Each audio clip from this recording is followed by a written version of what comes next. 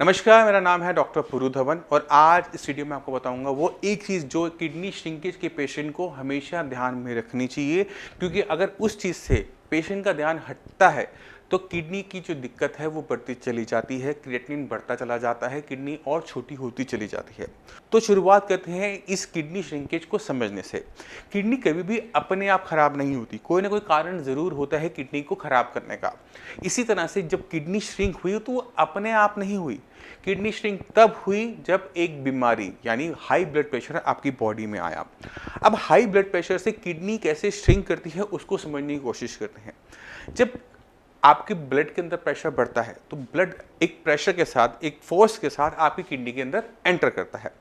अब जब वो एंटर करता है तो वो छोटी छोटी आर्टरीज से, कैपिलरी से एंटर कर रहा होता है।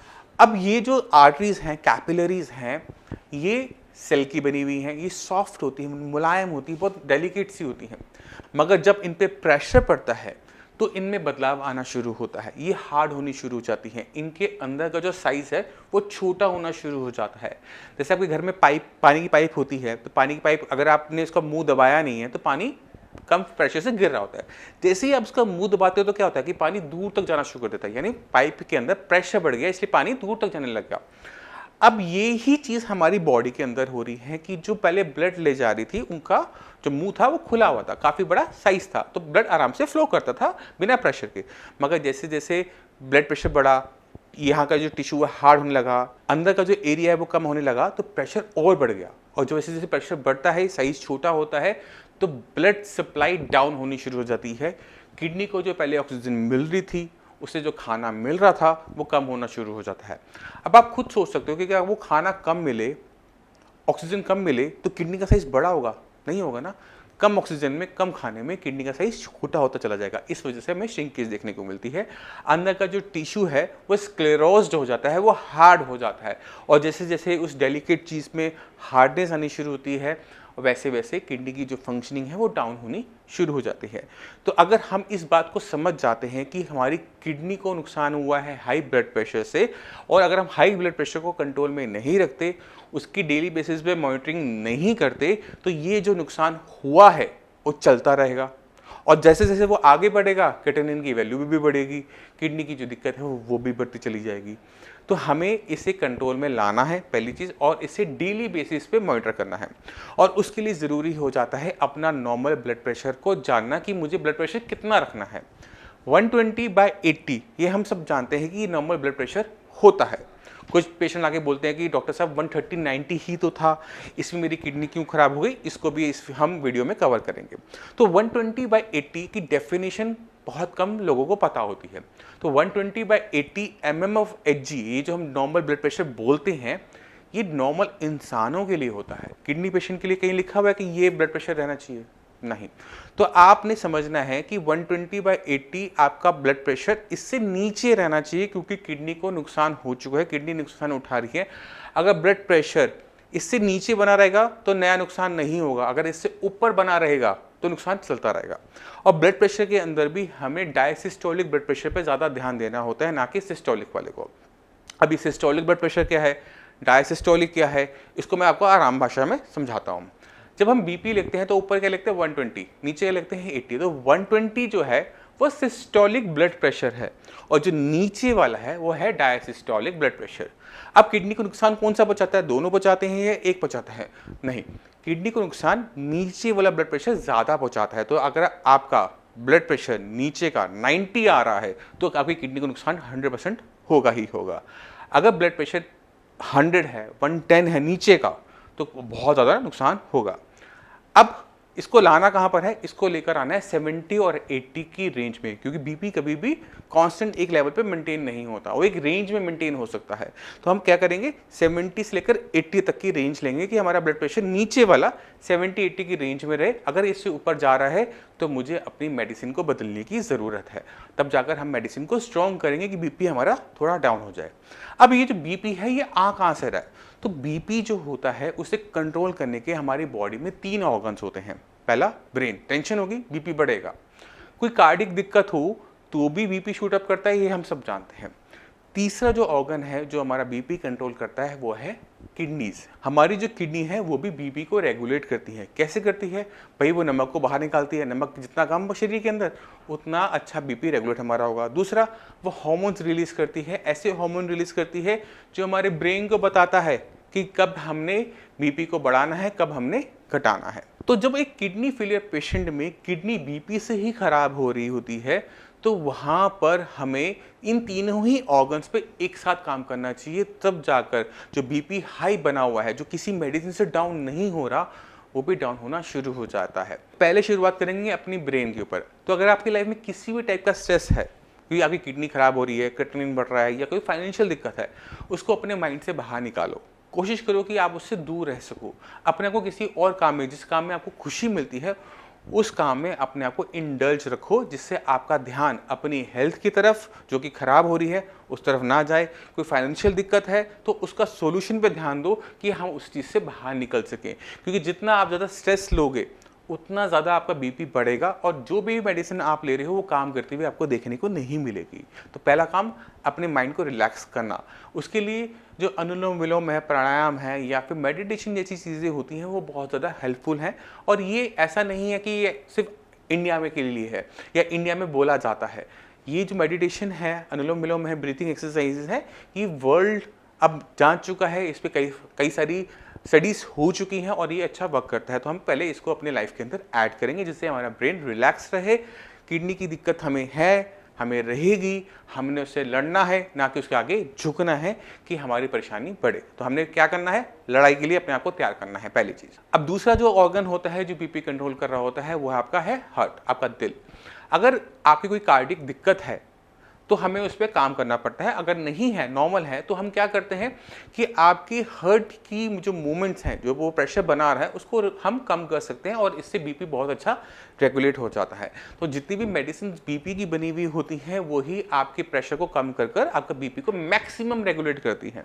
तो जो भी मेडिसिन आप ले रहे हो वो सारी की सारी आपके हार्ट से ही काम कर रही है, उसकी पंपिंग को डाउन करके। तो यहाँ पर हम और कुछ नहीं कर सकते सिवाय मेडिसिन लेने के। तीसरा ऑर्गन होता है वो है किडनी। किडनी क्योंकि श्रिंक हुई है, वहाँ पे ब्लड सप्लाई कम है, किडनी को ज़्यादा खाना चाहिए, ज़्यादा ऑक्सीजन चाहिए, तो वो क्या करती है? एक हार्मोन रिलीज करती है और वो हमारे ब्रेन को बताती है कि आप हार्ट को बोलो कि वो पंपिंग को फास्ट करे।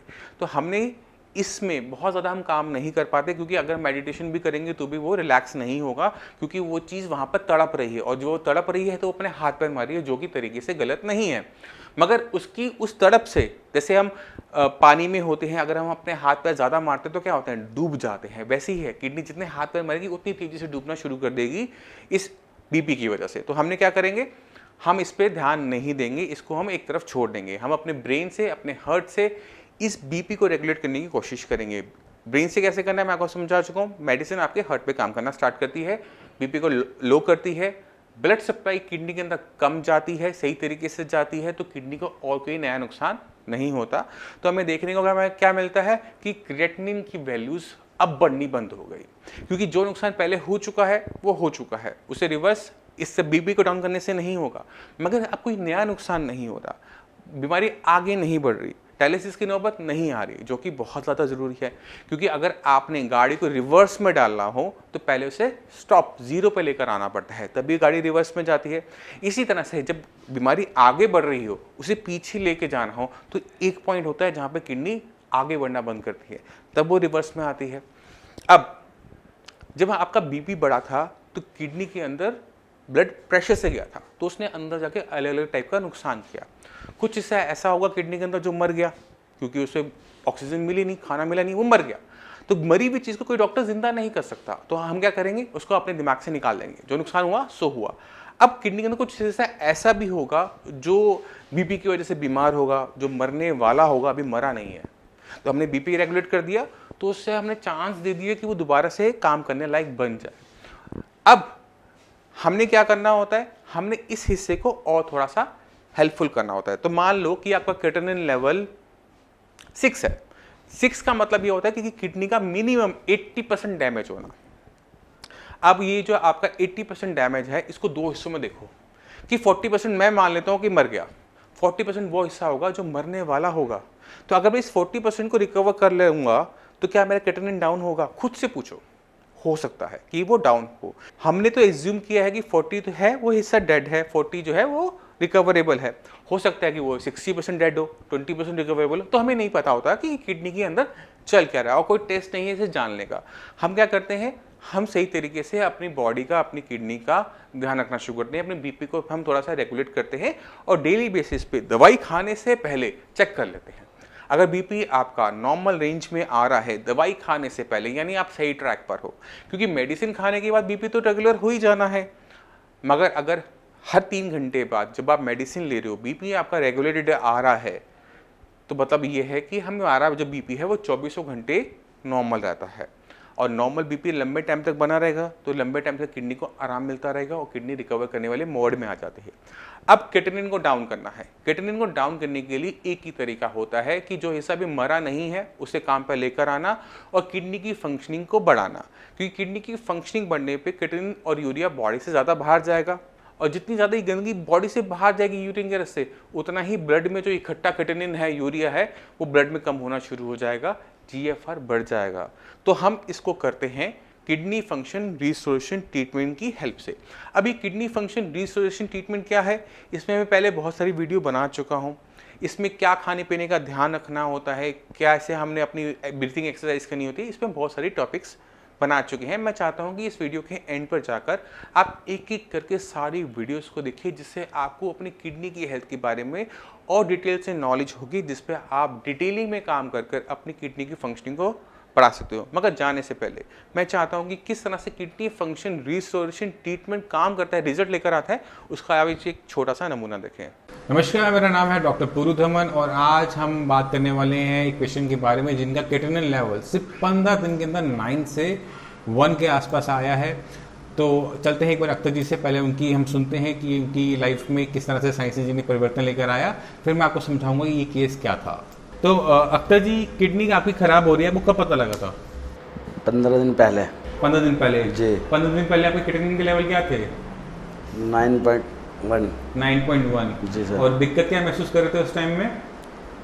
उल्टी आना, चक्कर आना, टेम्परेचर बढ़ना, बीपी, बुखार भी था उस टाइम जी आपको? सर। और कहीं और दिखाया था आपने यहाँ आने से पहले? जी, प्राइवेट हॉस्पिटल।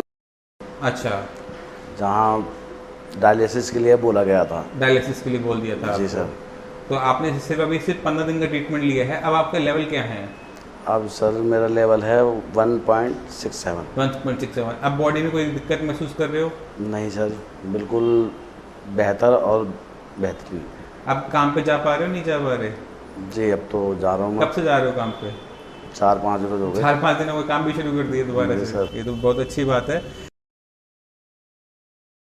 अख्तर जी का जो क्रिएटिनिन लेवल है 9 से 1 जो 15 दिन के अंदर आया, उसके लिए हमें बहुत जगह पे काम करना पड़ा एक साथ। पहले तो ये समझना पड़ा कि किडनी खराब क्यों हो रही है। नॉर्मली जो किडनी होती है 80-90% लोगों के अंदर खराब होती है हाई बीपी और शुगर की वजह से।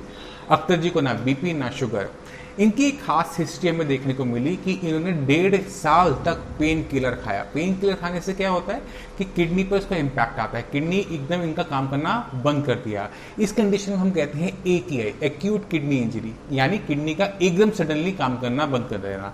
इसको आसान शब्दों में आपने समझना है तो समझो कि किडनी एकदम शॉक में चली गई थी। ठीक है, अंदर कोई नुकसान नहीं हुआ, कोई सूजन नहीं, कुछ नहीं है, बट जो हम एलोपैथिक मेडिसिन खाते हैं, एंटीबायोटिक्स खाते हैं, पेन किलर खाते हैं, उसकी वजह से किडनी ने एकदम सडनली काम करना बंद कर दिया। अब जब वो काम करना बंद कर देगी तो खून को साफ करने की जो इनकी किडनी की क्षमता है वो एकदम बंद हो गई। अब शरीर के अंदर क्रिएटिनिन बढ़ रहा था, यूरिया बढ़ रहा था, जिसकी वजह से इनको दिक्कत महसूस हो रही थी। चाहे वो मांसपेशियों में एटन थी, वॉमिटिंग थी, पैरों में सूजन थी, वो सब आना शुरू हुआ, क्योंकि अब किडनी ने पेशाब बनाना ही बंद कर दिया था। तो अब ऐसे केसेस के अंदर नॉर्मली कोई देखेगा तो पहले ही बोलेगा कि डायलिसिस स्टार्ट करो, मगर इन्होंने थोड़ा साइंस इंजन में फेर दिखाते हुए तो ट्रीटमेंट शुरू किया। और क्योंकि एक ही आई था, अंदर किडनी के अंदर डैमेज नहीं था, तो मेडिसिन ने बहुत तेजी से अच्छा काम करते हुए लेवल 9 से सीधा 1, वो भी सिर्फ 15 दिन के अंदर। ये सब पेशेंट्स में नहीं हो सकता, ये सिर्फ उन्हीं पेशेंट्स में देखने को मिलता है जिनकी किडनी एक्यूट किडनी इंजरी से सफ़र कर रही हो। बाकी जो हमारे साइंस इंजीनियर की बाकी जो हमारे पेशेंट हैं, जो किडनी के और मरीज हैं, उन्हें आप क्या कहना चाहोगे? मैं तो ये कहना चाहूँगा कि हमारे साइंस संजीवनी से ही इलाज कराया जाए, बहुत बेहतर और बहुत अच्छा इलाज है और मैं बहुत खुश हूँ, संतुष्ट भी हूँ। मैं उम्मीद करता हूँ इस वीडियो से आप समझ गए होंगे कि AKI क्या होता है, एक्यूट किडनी इंजरी क्या होता है, इसके कारण क्या होते हैं, पेन किलर्स हैं, आपके एंटीबायोटिक्स हैं, आप समझ गए होंगे। फिर भी आपके माइंड हो तो हमारे डॉक्टर, साइंस इंजीनियरिंग डॉक्टर्स हैं, आप उन्हें कॉल कर उनसे बाकी इन्फॉर्मेशन ले सकते हैं।